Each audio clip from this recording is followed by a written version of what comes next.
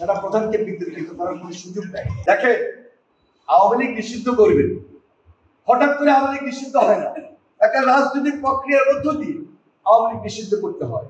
এই জন্য প্রধান উপদেষ্টা যিনি আছেন, দেশের এই ক্রান্তি লগ্নে, এখনো বলবো দেশের এই ক্রান্তি লগ্নে প্রধান উপদেষ্টার বড় দায়িত্ব সকল রাজনৈতিক দলকে ইফতারের দাওয়াত দেন, সকল রাজনৈতিক দলকে ইফতারের দাওয়াত দেন, দিয়ে দেশের বৃহত্তর স্বার্থে ক্ষুদ্র স্বার্থ ত্যাগ করে ছোটখাটো মতভেদকে উপেক্ষা করে দেশে একটা নির্বাচিত জনগণের সরকার হওয়ার জন্য যে আলোকে ভোট করা দরকার, ভোটের প্রক্রিয়াটা ঠিক করে দেন।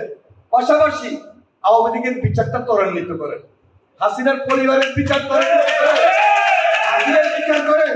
হাসিনার সাঙ্গ ভাঙ্গ দোষর যারা এই দেশে লুট করেছে, অত্যাচার করেছে, গুমখুরের সাথে জড়িত হয়েছে, তাদের বিচারটা প্রক্রিয়াগত ভাবে দ্রুত করে আওয়ামী লীগকে নিষিদ্ধের খাতায় ফেলাই দেন, নিষিদ্ধের খাতায় নিয়ে যান।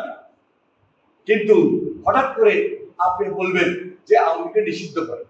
আরে ভাই, একটা ডেমোক্রেটিক কান্ট্রি, একটা ডেমোক্রেটিক ওয়েতে এই সিদ্ধান্ত নিতে হবে।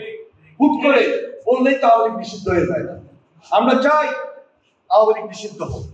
এই কারণে চাই, আওয়ামী লীগ খুনের সঙ্গে জড়িত ছিল, আওয়ামী লীগ দুঃশাসন দুর্নীতির সঙ্গে জড়িত ছিল, আওয়ামী লীগ গণহত্যার সঙ্গে জড়িত ছিল। সুতরাং সকল কিছু আলাপ আলোচনার ভিত্তিতে হওয়া উচিত।